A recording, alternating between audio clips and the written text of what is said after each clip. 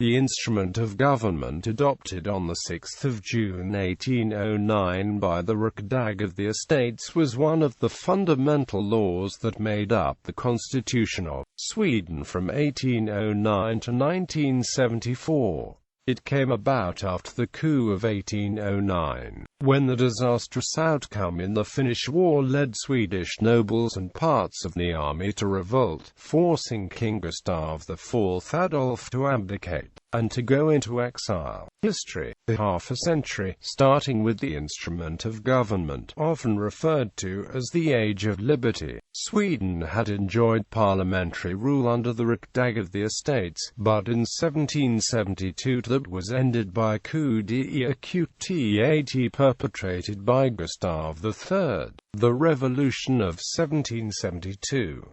The coup enabled Gustav III to rule as an enlightened despot. Gustav III's son, Gustav IV Adolf, succeeded him but proved a less charismatic ruler, and the change of sides of Russia in the Napoleonic Wars prompted the disastrous Finnish War and the loss of Finland, settled in the Treaty of Frederikshamn. This provided momentum for the Swedish nobility and other forces to depose the king and restore political power to the estates.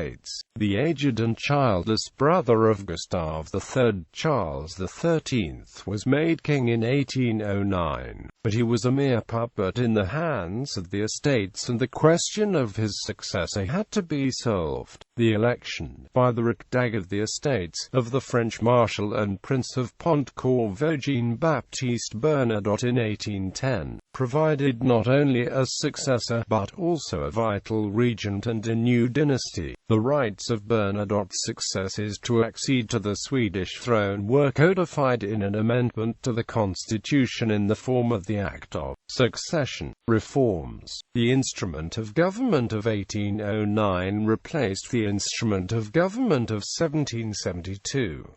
It established a separation of powers between the executive branch and the legislative branch. The king and Riksdag possessed joint power over legislation, while the Riksdag had sole power over the budget and state incomes and expenses, including military burdens, while the king's power was somewhat reduced compared to the enlightened absolutism of Gustav III. The new document enabled the king to take a more active role in politics than during the Age of Liberty. Originally, ministers were politically responsible solely to the king, who appointed and dismissed them. However, they were legally responsible to the Riksdag and a special court according to a special statute and to law in general if they committed legal offenses. As the Riksdag's authority grew, it became increasingly difficult for a government to stay in office solely with the Crown's support. This culminated in 1907, when a government was chosen that was dependent more on the confidence of the Riksdag than on that of the king. However, in 1914, when Gustav V made a speech opposing the program of the incumbent Liberal government, it resigned, and the king appointed a conservative government of civil servants responsible to him. After a great Liberal victory in 1917, it was obvious that the king could no longer pick a government entirely of his choosing, nor could he keep it in office against the will of the Riksdag. At the time, it was definitively established that ministers were politically responsible to the Riksdag, notwithstanding the instrument stating that the king alone shall govern the realm. For then on, while ministers were still formally appointed by the king, convention required him to ensure they had the support of a majority in the Riksdag and to act on his ministers' advice. In 1975, it was replaced by a new instrument of government, which stripped the king of even nominal political power and made Sweden a de facto crowned republic.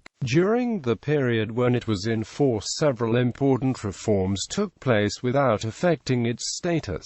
In 1866, the four estates were replaced by a bicameral parliament, and in 1876 the office of the Prime Minister of Sweden was introduced. In the early 20th century, universal suffrage was introduced and the country became a de facto parliamentary monarchy. In 1970, the parliament was transformed from a bicameral legislature to a unicameral one.